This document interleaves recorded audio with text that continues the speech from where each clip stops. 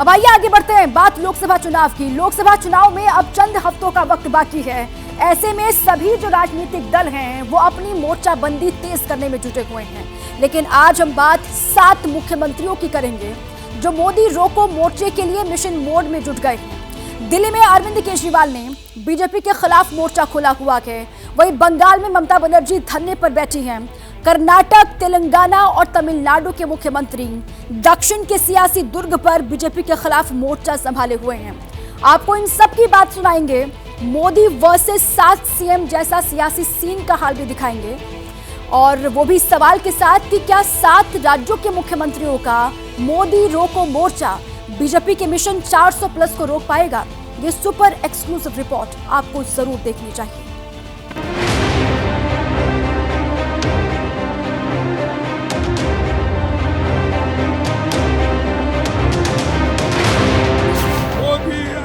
से आए तो नए चुनाव होंगे, नहीं करने देगा। बीजेपी को मदद मत करो।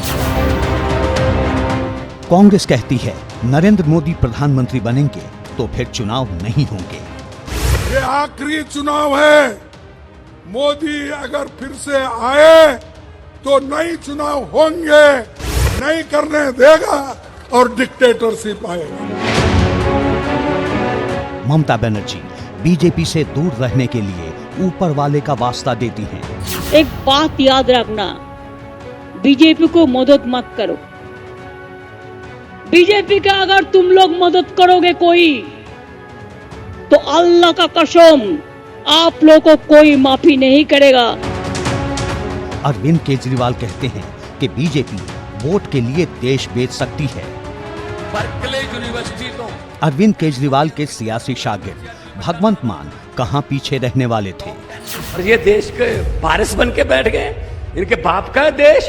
कभी कहते हैं हम इसका नाम बदल देंगे। देश का नाम बदल दोगे? कितना कुछ बदलोगे? मैंने कहा इतना बदलने की बजाय एक को बदल दो बस, मोदी को बदल दो बस। देश देख रहा है, देश देख रहा है, एक अकेला कितनों को भारी पड़ रहा है। एक अकेला कितनों को भारी पड़ रहा है। ठीक साल भर पहले प्रधानमंत्री नरेंद्र मोदी ने संसद में ये बात कही थी, और साल भर बाद पीएम मोदी के खिलाफ देश के 7 राज्यों के मुख्यमंत्रियों ने मोर्चा खोल दिया है।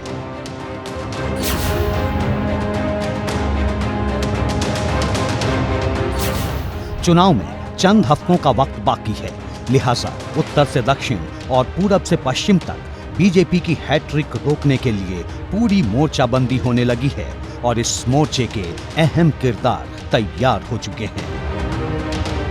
पंजाब में भगवंत मान, दिल्ली में अरविंद केजरीवाल, बंगाल में ममता बनर्जी, झारखंड में हेमंत सोरेन, तेलंगाना में रेवंत रेड्डी, कर्नाटक में सिद्धारमैया और तमिलनाडु में ए.के. स्टालिन।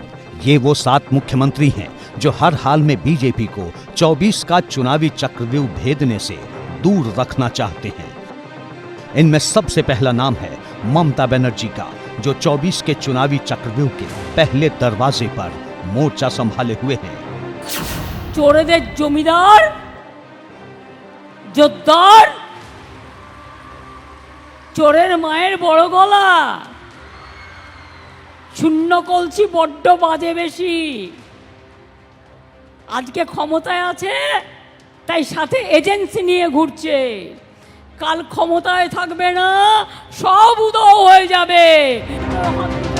तीखे शब्द, कटाक्ष भरे तीर और बीजेपी के हर वार पर पहले से जोरदार पलटवार।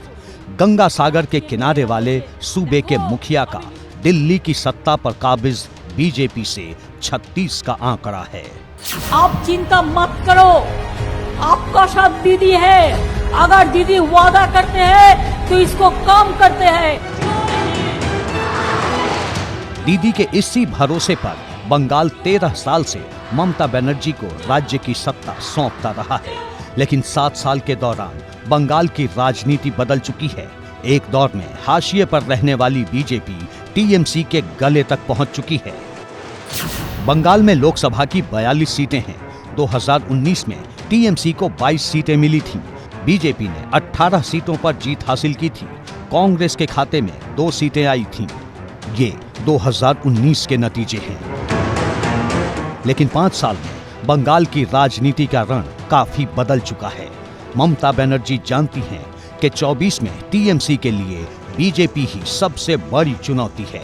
इसीलिए कांग्रेस को किनारे कर बंगाल की सभी सीटों पर चुनाव लड़ने का ऐलान कर चुकी है। আমি নাই বা কিছু চাইলাম, তাও আমি বলেছিলাম 2টো সিট তোমাদের দেবো, তোমাদের জিতিয়েও দেবো। বললো হবে না। আমি বললাম কটা চাই? 42টা। আচ্ছা 42টাই নিয়ে নাও। রিজেক্টেড। তারপর থেকে আমার সাথে আর কোনো সম্পর্ক নেই, কথাও হয়নি। বিড়ি বাদ দিয়ে জানেই না কোনোদিনও, বিড়ির বদলে অন্য কিছু হয়তো খায়। जिस तरह के हालात हैं उससे साफ है कि चुनाव आते आते बंगाल में बात बहुत आगे तक जाएगी। ठीक इसी तरह दिल्ली के मुख्यमंत्री अरविंद केजरीवाल भी मोदी सरकार के खिलाफ मोर्चा खोले हुए हैं। इन्होंने जो चुनाव के साथ खिलवाड़ करना शुरू किया है, इन्होंने जो जनतंत्र के साथ खिलवाड़ कैमरे के अंदर पकड़े गए, अगर ये चंडीगढ़ जैसे छोटे से चुनाव में इतनी बड़ी गड़बड़ कर सकते हैं तो जाहिर है लोकसभा के और विधानसभा के चुनाव में तो पता नहीं कितनी बड़ी गड़बड़ करते होंगे। ममता बनर्जी के बाद बीजेपी के खिलाफ सबसे मुखर केजरीवाल ही हैं। कोई जरूरी नहीं है, हम यहाँ पे कोई सत्ता के लिए नहीं आए, हमारा बने चुनाव। तस्दीक ये तस्वीरें कर रही हैं। ईडी के बहाने अरविंद केजरीवाल ने दिल्ली से लेकर पंजाब तक की चुनावी राजनीति को साधने की तैयारी कर ली है। शराब नीति घोटाले में दिल्ली के मुख्यमंत्री को ईडी ने 1-2 नहीं 5 समन जारी किए, लेकिन केजरीवाल हाजिर नहीं हुए। आम आदमी पार्टी की दलील है कि ईडी का समन गैर कानूनी है। सरकार का टारगेट अरविंद केजरीवाल को गिरफ्तार करवाना और दिल्ली सरकार को गिराना है। बीजेपी कहती है अरविंद केजरीवाल का असली मकसद पत्नी को सीएम बनाना है। क्योंकि बीजेपी तो चाहती है अरविंद केजरीवाल को गिरफ्तार कर ले, इसलिए बीजेपी तो परेशान ही है। यही तो दिखाता है कि ईडी और भारतीय जनता पार्टी एक है। इसलिए की जा रही है कि अरविंद केजरीवाल की गवर्नमेंट को डिस्टेबलाइज करें, उनकी पार्टी के अंदर तोड़फोड़ किया जाए और आम आदमी पार्टी को खत्म करा जाए। जो अरविंद केजरीवाल जी के बात माने जाते हैं, अब उन्होंने अभी बताया कि अरविंद केजरीवाल जी 1-2 दिन में मीटिंग बुलाने जा रहे हैं अपने एमएलए की, और वहां पे वो रिजाइन करेंगे, अपनी धर्मपत्नी को सीएम का ओहदे के लिए उनको नाम रखेंगे। सभी एमएलए कहेंगे कि जी हम अरविंद केजरीवाल जी की धर्मपत्नी को सीएम बनाना चाहते हैं, और उसके बाद वो पेश होंगे। अरविंद केजरीवाल की राजनीति केंद्र की सत्ता से ही शुरू हुई थी। 1.5 दशक बाद फिर केजरीवाल केंद्र के खिलाफ मोर्चा खोल चुके हैं, जिसकी वजह भी है दिल्ली में लोकसभा की 7 सीटें हैं, 7 पर बीजेपी का कब्जा है। आम आदमी पार्टी को लगता है कि पंजाब में मिली सत्ता से दिल्ली के वोट भी साधे जा सकते हैं, इसलिए केजरीवाल लगातार बीजेपी पर हमलावर हैं। ये दिखाता है कि प्रधानमंत्री जी घबराए हुए हैं और ये उनकी घबराहट दिखाता है। ये पहली इंक्वायरी तो है नहीं, अभी तक 50 से ज्यादा इंक्वायरी करा चुके हैं। सवाल है ईडी वर्सेस दिल्ली सीएम की जंग का फाइनल क्या होगा? ईडी आगे क्या करेगी? जाहिर है केजरीवाल का ऑप्शन जो भी होगा, लेकिन राजनीति जरूर होगी। ठीक उसी तरह जैसे झारखंड में सियासत गरमाई हुई है, जहां हाल ही में नई सरकार सत्ता में आई है। रेवंत रेड्डी, सिद्धारमैया और एमके स्टालिन, ये वो 3 मुख्यमंत्री हैं जो बीजेपी के खिलाफ दक्षिण में मोर्चा खोले हुए हैं। रेवंत रेड्डी तेलंगाना के सीएम हैं। तेलंगाना में बीजेपी के मिशन को रोकने के लिए सोनिया गांधी को तेलंगाना से चुनाव लड़वाना चाहते हैं। मांग की है कि सोनिया गांधी खम्मम, मेडक या नलकोंडा सीट से चुनाव लड़ें, तो सिद्धारमैया लगातार बीजेपी पर हमलावर हैं। एमके स्टालिन दक्षिण में राम मंदिर के चुनावी गणित को गड़बड़ाने के लिए हर कोशिश कर रहे हैं। इसके साथ ही केरल में सीएम पी विजयन और हिमाचल में कांग्रेस के मुख्यमंत्री सुखविंदर सिंह सुक्खू के पास बीजेपी के विजय रथ को रोकने की जिम्मेदारी है। केरल, तमिलनाडु, तेलंगाना और आंध्र प्रदेश में कुल 118 सीटें हैं। बीजेपी के पास इनमें से सिर्फ 4 सीटें हैं जो उसे तेलंगाना में मिली थी।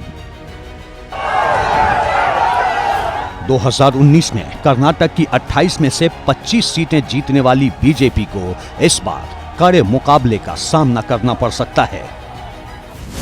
कर्नाटक में बीजेपी का जेडीएस के साथ चुनावी समझौता है।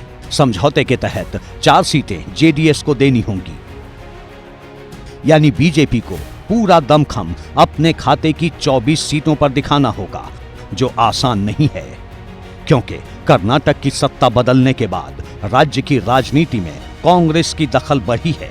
बजट के बाद कर्नाटक में कांग्रेस सांसद डीके सुरेश विवादों को हवा दे चुके हैं। संसद में 1 फरवरी को अंतरिम बजट पेश किया गया।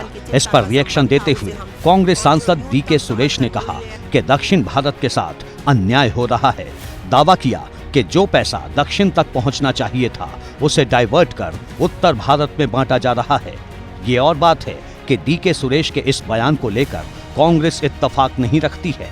संसद में कांग्रेस अध्यक्ष मल्लिकार्जुन खड़गे ने यही कहा। मैं सुना कि टीवी में कि उन्होंने कहा मैं ये नहीं किया हूं। अगर कोई भी देश को तोड़ने की बात किया हम कभी सहन नहीं करेंगे, चाहे वो किसी पार्टी का हो। इस देश को एकता रखने के लिए कोई कहे या नहीं कहे, मैं खुद मल्लिकार्जुन खड़गे होके कहूंगा, कन्याकुमारी से लेकर कश्मीर तक हम एक हैं। डीके सुरेश के बयान पर बोलते हुए मल्लिकार्जुन खड़गे ने एक और बात कही, सुनिए। आपका इतना बहुमत है, अब तो पहले 330 334 की, अब ने तो 400 पार हो रहा है।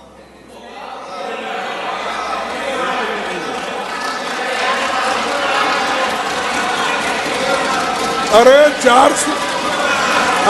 400 चुन के आओ सर, मेरा दावा है ये लोग ठहर के चुन के आने दो सब। मल्लिकार्जुन खड़गे ने जब ये बात कही तो प्रधानमंत्री नरेंद्र मोदी भी मुस्कुरा उठे।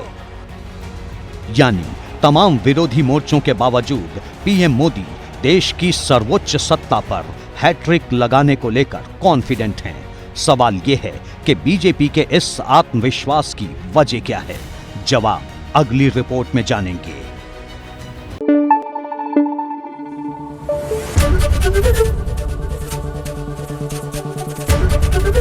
एबीपी न्यूज आपको रखे आगे।